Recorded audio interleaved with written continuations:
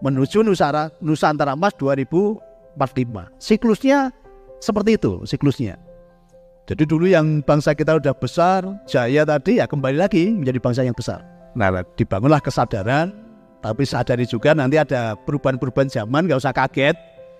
Maka wong Jawa ngomong apa? Ojo kagetan, tapi ojo gumunan, karena semua sudah ada jongkone, ya, sudah ada siklusnya itu sudah ada, itu. Dan gak perlu takut, itu alami, ya, gak perlu takut. Selama hidupmu sudah baik, hidupmu sudah bermanfaat, kamu sudah punya pikiran yang positif. Dari di zaman apapun kita pasti selamat gitu. Nah, perubahan zamannya kalau menurut prediksi ya nanti akan mengalami perubahan di 2004 sampai 2029 ini. Ini masa perubahan. Ya, masa perubahan.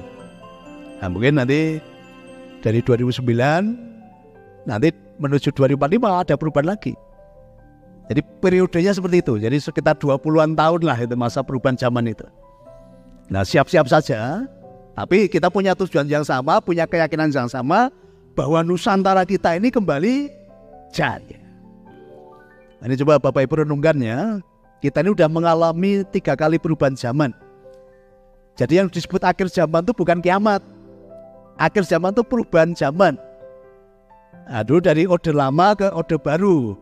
Nah, itu perubahan zaman itu. Zamannya orde lama pindah ke zaman orde baru. Dari zaman orde baru pindah ke zaman reformasi. Nah, itulah namanya akhir zaman. Nah, untuk menuju Nusantara Emas 2045 nanti zamannya akan berubah. Ini kan masih zaman reformasi ini. Dan kalau Bapak Ibu lihat, itu fasenya itu dari orde lama ke orde baru 1945 ke 69, berarti berapa tahun ini? 24 tahun. Oke ya, 24 tahun ya. Kemudian orde baru ya 70 ke 98. Itu 28 tahun.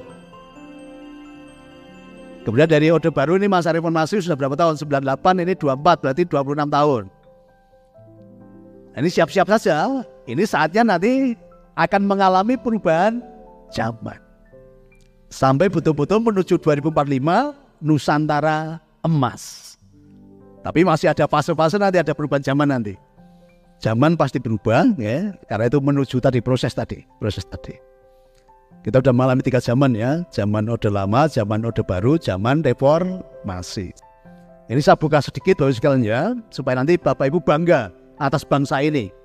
Karena saya tuh sedih juga melihat banyak orang masih suka menghujat, masih suka menyalahkan, kurang bersyukur atas bangsa yang gemah ripalah Jinawi. Indonesia itu luar biasa kekayaannya Bapak sekalian. Ini saya coba sedikit, kemarin data sampaikan di Sarasian Kesadaran Nusantara. Bapak Ibu sekalian, dulu ketika sistem transaksi dunia itu dulu pakai namanya barter. Jadi kalau Pak RT punya sapi tapi butuh beras ya tukar sama petani. Sapi satu tukar berapa ton, berapa kilo beras. Ini kan nggak adil nih kalau. Nah, maka waktu itu dibuatlah sistem mata uang, ya, sistem mata uang. Jadi negara-negara dulu akhirnya untuk membuat keadilan dalam bertransaksi tadi dibuatlah mata uang. Nah, salah satu syarat untuk mencetak uang itu harus ada backupnya namanya emas. Jadi nyetak uang itu berdasarkan jumlah emas yang bangsa itu punya gitu loh. Nah, waktu itu negara-negara di luar sana Bapak sekalian itu pada gak punya emas. Nah, emas yang paling banyak itu adalah dulu yang dimiliki oleh raja-raja Nusantara. Ya, emas yang paling banyak itu yang dimiliki oleh raja-raja Nusantara, leluhur kita. Maka emasnya leluhur kita itu dulu banyak dipinjam di negara-negara yang waktu itu mau mencetak uang. Nah, sampai sekarang ini masih tercatat. Karena bentuknya pinjaman, semua tercatat. Semua tercatat. Maka emas kita yang ada di luar negeri itu jumlahnya sangat banyak. Nah, itulah kekayaan Nusantara. Kalau mungkin pernah baca sejarah, di Keraton Jogja itu emasnya sekitar, seingat saya 9.000 ton, tapi ada yang mengklarifikasi lebih Pak, bukan 9.000 ton. Ya, itu dipinjam oleh Inggris waktu itu dan sebagian Amerika.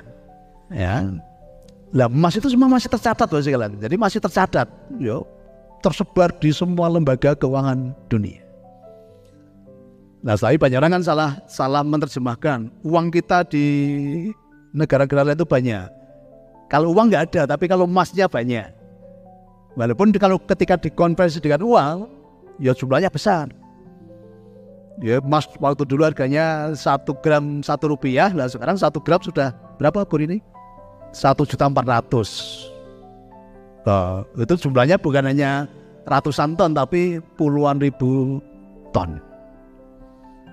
Bun, sugih apa sugih bangsa kita ini sangat kaya raya. Mau bangun 100 IKN itu bisa. Kita punya hak yang sama di dalam kehidupan bersosial masyarakat, ya. Jadi maka Bapak sekalian, ya, kami buka rumah kami, siapapun boleh datang. Karena keadilan sosial gitu loh. Siapapun silakan gitu. Karena kita menjadi pelaku-pelaku tadi, ya. Kita ini adalah keadilan sosial. Siapapun silakan. Maka sana makan ini rumah kesejahteraan. Siapapun berhak mendapatkan kesejahteraan. Karena selama ini banyak orang yang katanya kaya tetapi eksklusif. Ya. Untuk tidak diketahui oleh orang lain. Untuk orang lain tidak boleh masuk rumahnya. Saya sering melihat, ya, terutama di desa-desa. Jangan main ke sana. Itu orang kaya gitu kan. Pernah nggak Bapak Ibu melihat seperti itu? Jangan bergaul dengan itu orang kaya kan gitu. Nah, seolah-olah nih orang kaya ini menakutkan gitu loh. Nah, benar sebisa mungkin ayo kita bersama-sama gitu loh. Bersama-sama. Jadi karena di hadapan Tuhan, di hadapan negara, kita ini adalah sama. Tidak dibeda-bedakan. Nah, inilah keadilan, ya, keadilan sosial. Gitu. Nah, Bapak Ibu kalau sudah menjadi Pancasila dalam kehidupan kita, saya yakin bahwa bangsa kita kembali menjadi bangsa yang besar. Karena sudah besar, ya, sudah besar. Nanti akan kembali lagi. Maka Nusantara mercusuar dunia. Nah, kalau selama ini belum tahu jalannya, ya, ayo kita dampingi untuk Bapak Ibu semua mengalami tadi, ya, kesejahteraan bersama-sama. Saya tadi baru punya gagasan, nanti semua calon bupati, calon gubernur, calon-calon wakil rakyat, semua kalau sepakat gak mau keluar uang, nanti pasti akan ketemu pemimpin-pemimpin yang punya kualitas, punya. Sepakat aja coba. Misalnya salah 3 ini mau pemilu, ini mau pemilihan wali kota. Coba dari calon-calon ini semua sepakat gak usah keluar uang. Nanti biar warga yang betul-betul memilih berdasarkan kapasitas. Yang di pusat pun, ya, partai-partai itu mengangkat calon juga bukan berdasarkan uangnya yang banyak, tapi betul-betul berdasarkan aspirasi masyarakatnya. Jadi Bapak sekalian mau mendapat rekomendasi pun bayarnya mahal ternyata. Nah, kayaknya yang bisa mewakili kita kan yang punya uang. Kalau nggak punya uang, kan nggak bisa tadi karena harus bayar. Yang orang punya kapasitas, hidupnya baik, karena nggak punya uang nggak bisa menjadi pemimpin. Betul-betul nanti kita harus menjadi pelaku-pelaku itu. Jangan mau ditawari uang. Ya. Pilih pemimpin yang punya kapasitas, ya, bukan karena uangnya. Nah, ini kesadaran nih, ya, disadarkan. Wong kita ini dari sumber yang sama. Maka untuk menjadi pemersatu, jangan pernah bicara perbedaan. Tapi kalau ketemu orang selalu bicaralah tentang kesamaan. Persamaannya yang kita bicarakan. Karena kalau kita bicara perbedaan, tidak akan pernah ketemu. Udah awalnya berbeda kok. Tapi pasti dari setiap pertemuan itu kita bisa membicarakan hal-hal yang sama. Jadi setiap ada pertemuan coba yang kita angkat adalah bukan perbedaannya tapi kesamaannya. Ayo kita mencari kesamaannya ini apa. Kalau perbedaan nggak akan ketemu, tapi kalau persamaan, nah persamaan dipandu dengan apa? Tujuan yang akan kita raih. Ya, tujuan besar dari bangsa ini kan gitu. Nah, maka aku adalah pemersatu Indonesia. Nah, diresapi masuk ke dalam jiwa kita, masuk ke dalam sanubari kita, itu. Maka kita nggak akan bicara lagi tentang perbedaan, pertengkaran, ya, karena kita punya visi misi yang sama, tujuan yang sama. Tujuan kita ini apa? Kan pasti kalau tujuan, nah tadi ada kesamaan nanti. Tidak membahas caranya, nah cara itu perbedaan karena banyak orang punya cara masing-masing. Tapi kalau kita sudah bicara tentang tujuan, nah ini pasti sama tujuannya. Maka ketika kita bertemu kepada dalam situasi apapun, ayo kita bicara tentang persamaan, bukan perbedaan. Nah, disinilah yang kadang ini menjadi masalah juga, Bapak sekalian.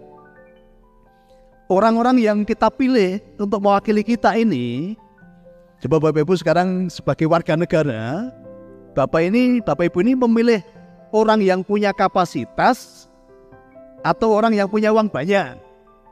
Ini kita bicara realnya sekarang ini ya, kita bicara kondisi real sekarang ini.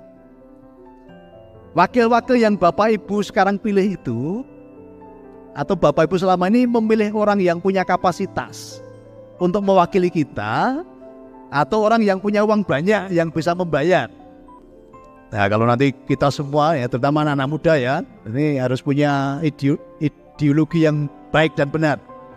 Memilih wakil yang punya kapasitas, jangan wakil yang bayar. Kalau yang bayar nanti dagang, dia pun akan hitung-hitungan nanti, wah produsen saya semene kok gitu. Anda tidak lagi mewakili, mereka tidak lagi mewakili Anda, tetapi bagaimana mewakili golongannya, mewakili dirinya sendiri kan gitu. Ayo jujur yo. Nah, karena dimulai dari kita ini. Harus dimulai dari kita.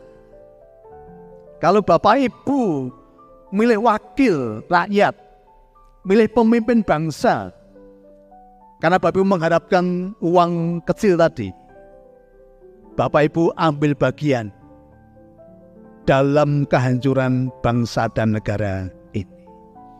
Jadi jangan salahkan pemimpin bangsa ini. Kita yuk sadar yuk, apakah kita ikut ambil bagian kemarin atas carut-marutnya bangsa ini? Ikut ya, sadar ya. Nah, maka mulai hari ini, ketika ada tawaran, ada yang menjanjikan nanti tak kasih uang 100.000, tolak. Jangan mau dibeli. Karena Bapak Ibu kalau ketika memilih wakil, memilih pemimpin dengan hitung-hitungan uang tadi, Bapak Ibu terimanya 100.000, paling besar 500.000. Tapi Bapak Ibu apa? Menggadekan bangsa dan negara ini 5 tahun ke depan, tergadekan. Mereka tidak lagi mewakili kita akhirnya. Maka ini dibutuhkan kesadaran. Mari kita pilih pemimpin, kita pilih wakil yang betul-betul punya kapasitas, bukan karena punya uang. Nah ini yang masing-masing nanti anak bangsa harus belajar tadi, ya, tolak, ya, namanya money politik. Jadi kita punya wakil itu betul-betul yang punya kapasitas, kita pasti selamat.